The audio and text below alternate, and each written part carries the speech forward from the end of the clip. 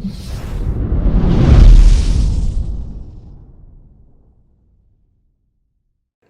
అండి, అందరూ ఎలా ఉన్నారు? బాగున్నారా? నేను బాగున్నానండి. ఇవాళ మీ ముందుకి నేను బెండకాయ పచ్చిమిరపకాయల కారంతో చేస్తున్నాను. సో పచ్చిమిరపకాయల కారం చేయాలంటే పచ్చిమిరపకాయలు, అలాగే జీలకర్ర, అలాగే వెల్లుల్లిపాయలు. నేను జీలకర్ర కూడా వేసుకున్నాను. సో పచ్చిమిరపకాయలు వేసుకున్నాను. సో పచ్చిమిరపకాయలు, అలాగే జీలకర్ర, వెల్లుల్లిపాయలు వేసేసి గ్రైండ్ చేసేసుకోవాలి. ఎక్కువ పచ్చిమిరపకాయలు వేసుకోవాలి. నేను 10 వేసుకున్నాను. సో నేను హాఫ్ కేజీ బెండకాయలు తీసుకున్నాను. అలాగే ఒక ఉల్లిపాయ తరిగి పెట్టుకున్నాను, కరివేపాకు.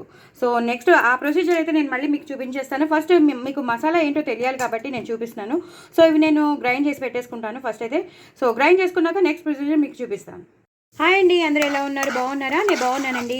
ఇవాళ మీ ముందుకి నేను బెండకాయ ఫ్రై కారం వేయకుండా, ఎండు కారం వేయకుండా పచ్చిమిరపకాయ పేస్ట్తో చేస్తున్నాను. సో ఫస్ట్ అయితే నేను బాండీ పెట్టేసుకున్నాను. బాండీలో నూనె వేసేసుకున్నాను, మినపప్పు, శనగపప్పు వేసేసుకున్నాను. ఇప్పుడు మేము ముందు ఆవాలు, జీలకర్ర వేసేసుకున్నాను, ఎండుమిరపకాయలు వేసేసుకున్నాను. సో దీనికి మసాలా ఏంటంటే జీలకర్ర, ఇందాక మీకు చూపించాను కదా, జీలకర్ర, వెల్లుల్లిపాయలు, పచ్చిమిర్చి ఆ పేస్ట్ చేసి పెట్టుకుంటున్నాను కదా. సో దాన్ని ఇందాక నేను మళ్ళీ హాయ్ అండి అన్నాను, మర్చిపోయినట్టున్నాను. దాని కంటిన్యూషనే ఇదండి. సో పర్వాలేదు. నేను అనుకున్నాను ఇదే స్టార్ట్ చేస్తున్నాను అనుకున్నాను. యాక్చువల్లీ మీకు ఇందాక నేను మీకు ఆల్రెడీ మసాలా చూపించేశాను. సో మీకు తెలుసు కదా నేను ఏమేమి వేశాను, ఏం గ్రైండ్ చేశాను. సో ఇప్పుడు మీరు ఇది బాగా వేగాలి. మినపప్పు, శనగపప్పు, ఆవాలు, జీలకర్ర, ఎండుమిరపకాయలు బాగా వేగిపోతే మనం నెక్స్ట్ ప్రొసీజర్లోకి వెళ్ళిపోవచ్చు. ఇంకా పచ్చిమిరపకాయలు లాంటివి వేయక్కర్లేదు, ఎందుకంటే మనం ఆ మసాలా వేసినాం కాబట్టి. ఇప్పుడు సన్నగా తరిగిన ఉల్లిపాయలు వేయాలి. నేను చాలా సన్నగా పొడుగ్గా తరుక్కున్నాను. ఒక పెద్ద ఉల్లిపాయ తీసుకున్నాను, దాన్ని సన్నగా తరుక్కున్నాను. చాలా వెరైటీగా ఉంటుంది కూర. ఎందుకు వెరైటీగా ఉంటుందో నేను మీకు లాస్ట్లో తెలుస్తుంది. ఫస్ట్ అయితే ఇది బాగా ఇలా వేయించేసుకోవాలి. చాలా చాలా బాగుంటుంది కూర మాత్రం. అన్నంలోకి అయితే చాలా బాగుంటుంది, చపాతీలోకి కూడా చాలా బాగుంటుంది. ఇవి ఒక్కసారి ఇలా వేయించేసుకుని పసుపు వేసుకోవాలి, అలాగే కొంచెం కరివేపాకు వేసుకోవాలి. కరివేపాకు మంచిగా తెప్పించుకోండి.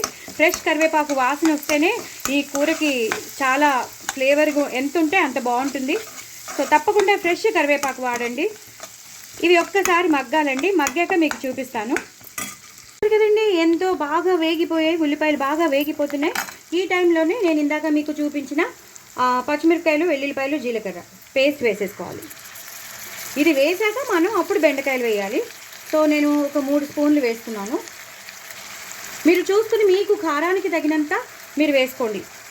మేము కారం బాగా స్పైసీగా తినగలం అనుకున్న వాళ్ళు ఎక్కువ వేసుకోండి, లేదంటే మేము కమ్మగా తింటామన్న వాళ్ళు కొంచెం తగ్గించి వేసుకోండి. ఇట్స్ మోర్ దెన్ ఇనఫ్ అండి. మళ్ళీ కారం అయితే తినలేరు. ఇదే కారం, ఇంకా మళ్ళీ మనం ఎండు కారం వేయం. దాన్ని బట్టి మీరు ఆలోచించి చూసుకుని వేసుకోండి. ఇది ఒక్క నిమిషం పచ్చివాసన పోయే వరకు మనం ఇలా వేయించేసుకోవాలి. చాలా చాలా టేస్టీగా ఉంటుంది. కూర మాత్రం అదిరిపోతుంది. నేను బెండకాయలు ఆల్రెడీ నిన్న సాయంత్రమే తెచ్చినప్పుడే నేను వాటిని కడిగేసి ఆరబెట్టేశాను. ఇప్పుడు నేను తరిగి పెట్టేసుకున్నాను. అప్పుడు ఏమవుతుందంటే తేమ పోతుంది, ఆ తడితనం పోతే ఆ జిగురుతనం ఎక్కువ రాదు. అంటే బాగా ఆరిపోతాయి కదా, ఆరిపోయినప్పుడు మనం ఇలా చేసుకుంటే జిగురు రాదు. అప్పటికప్పుడు తెచ్చుకుని మనం కట్ చేసుకుంటే జిగురు వచ్చేస్తుంది. అందుకే ముందు రోజు రాత్రి కడిగేసుకుని ఆరబెట్టేసుకుంటే చక్కగా మనం ఇలా ఇప్పుడు చేసుకునేటప్పుడు విడివిడిలాడుతూ ఉంటాయి. ఇది బాగా మగ్గిపోయిందండి. ఒక్క నిమిషం బాగా మగ్గిపోయింది. ఇప్పుడు మనం బెండకాయలు వేసేసుకుందాం. ఉల్లిపాయలు, ఆ మసాలా బాగా వేగిపోయింది కదా. సో ఇప్పుడు మనం బెండకాయలు తరిగి పెట్టుకున్నాం కదా, అవి వేసేసుకుందాం. హైలో పెట్టుకోవచ్చండి, లేదా హైలో లేదా మీడియంలో పెట్టేసుకుని బాగా వేయించేసుకోవాలి. మీరు ఎన్ని తరిగి పెట్టుకున్నారో నేను హాఫ్ కేజీ అని చెప్పాను కదా, హాఫ్ కేజీ చక్కగా ఇలా సన్నగా తరిగి పెట్టేసుకోవాలి. ఇలా వేసేసుకోవాలి. అప్పటికప్పుడు తెచ్చుకుంటే మాత్రం కొంచెం జిగురు వస్తాయండి. అందుకే ముందు రోజు రాత్రే మీరు చక్కగా కడిగేసుకుని ఆరబెట్టేసుకుంటే ఇప్పుడు మీకు ఇలా విడివిడిలాడుతూ ఉంటాయి అన్నమాట. వీటిని ఇలాగా కలిపేసుకోవాలి. దీనికి మూత పెట్టకూడదండి, బెండకాయ కదా, మూత పెట్టకుండానే ఇలా వేయిస్తూ ఉండాలి. ఒక 2-3 విడతలు అవ్వాలి, అప్పుడు కానీ ఇవి అవ్వవు. సో మనం తగినంత నూనె వేసుకున్నాం. ఒకవేళ నూనె తక్కువ అయ్యింది అని మీకు అనిపిస్తే మాత్రం తప్పకుండా మీరు కొంచెం నూనె వేసుకోవచ్చు. కానీ కాసేపు అయ్యాక బెండకాయ అనేది కొంచెం నూనె లాగేస్తుంది. సో చూసుకుని వేసుకోండి. ఇది మాత్రం 2-3 విడతలు అయ్యాక కానీ వేగదు. నాకు కొంచెం నూనె పడుతుందని అనిపిస్తోంది, బట్ నేను చూసే వేస్తాను. ఇవి ఇలా వదిలేస్తాను. మూత మాత్రం పెట్టకండి. మూత పెట్టకుండా వాటిల్ని వేగనివ్వాలి. మీకు మళ్ళీ బాగా వేగాక మీకు మళ్ళీ చూపిస్తాను. చూసారు కదండి ఎంత బాగా వేగిపోయాయో, చక్కగా వేగిపోయాయి. నేను చెప్పాను కదండి, అదే అప్పటికప్పుడు తెచ్చుకుంటే మాత్రం జిగురు వచ్చేస్తాయి. దానికోసం పెరుగు వేసి, దానికోసం నిమ్మకాయ పిండి ఏవేవో చేసేస్తాం. అలా అక్కర్లేకుండా చూసారు కదా ఎంత విడివిడిలాడుతూ ఉంటాయి. ఇలా విడివిడిలాడుతూ ఉంటాయన్నమాట. సో బాగా వేగిపోయి మరీ క్రిస్పీగా అయిపోతే కూడా ఈ కూర బాగోదు. ఇలా ఎంత వేగాలో అంతే వేగాలి. బెండకాయగా మనకి తెలియాలన్నమాట. సో ఇప్పుడు అన్నీ వేసేసాం. మనం ఉప్పు వేసేసుకుందామండి. నేను ఇంకా కారం ఏది వేయట్లేదు అని చెప్పాను కదా. ఉప్పు ఒకటి వేసేసుకోవాలి. రుచికి తగినంత ఉప్పు వేసేసుకుని ఇలా కలిపేసుకోవాలి. ఇలా కలిపేసుకుని అప్పుడు కొంచెం కరివేపాకు, కొంచెం కొత్తిమీర తో గార్నిష్ చేసేసుకోవాలి. చాలా చాలా బాగుంటుంది కూర, అదిరిపోతుంది. అంతేనండి, నిమ్మకాయ పిండేసుకోవాలి. ఇప్పుడు నేను చెప్పేది లాస్ట్ ఒక టచ్ ఉంటుందని చెప్పాను కదా, ఒక సీక్రెట్. అదేమీ లేదు, దీనికి టేస్ట్ ఎన్హాన్స్ అవ్వడానికి ఈ బెండకాయ ముక్కలు బాగా వేగిపోయాయి. చక్కగా మనం వేసిన మసాలాలో బాగా వేగిపోయింది. ఉల్లిపాయలు కూడా బాగా వేగిపోయాయి. మనం వేసేసాం కరివేపాకు, కొత్తిమీర కూడా బాగా వేసేసాం. ఇప్పుడు మొత్తం అంతా ఇప్పుడు ఏం చేయాలంటే చక్కగా ఇలా నిమ్మకాయ పిండేసుకోవాలి. నేను ఒక హాఫ్ చెక్క తీసుకున్నాను.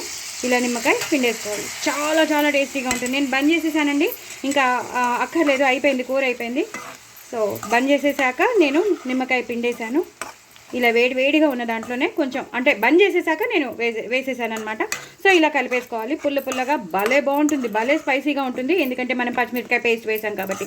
సో డూ ట్రై ఇట్ అండి. నా ఛానల్ మాత్రం సబ్స్క్రైబ్ చేసుకోండి, సపోర్ట్ చేయండి. చాలా చాలా టేస్టీ అయిన బెండకాయ ఫ్రై చాలా ఈజీగా చేసేసుకోవచ్చు. మన ఇంట్లో ఉన్న ఇంగ్రీడియంట్స్తో చేసేసుకోవచ్చు. చాలా టేస్టీగా చేసేసుకోవచ్చు నిమ్మకాయ పిండేసి పచ్చిమిర్చి కారం వేసేసి. సో డూ ట్రై ఇట్ అండి. నా ఛానల్ మాత్రం సబ్స్క్రైబ్ చేసుకోవడం అసలు మర్చిపోద్దు. ఇది కాలేజ్ పిల్లలకు కానీ స్కూల్ పిల్లలకు కానీ ఇచ్చి పంపిస్తే మాత్రం సూపర్బ్ ఉంటుంది. అలాగే బాక్స్లో కూడా మనం తీసుకెళ్ళిపోవచ్చు, ఆఫీస్ ఎంప్లాయీస్ కానీ. చాలా చాలా టేస్టీగా ఉంటుంది అనమాట. సో డూ ట్రై ఇట్ అండి. నా ఛానల్ మాత్రం సబ్స్క్రైబ్ చేసుకోవడం అసలు మర్చిపోద్దే. బాయ్ అండి.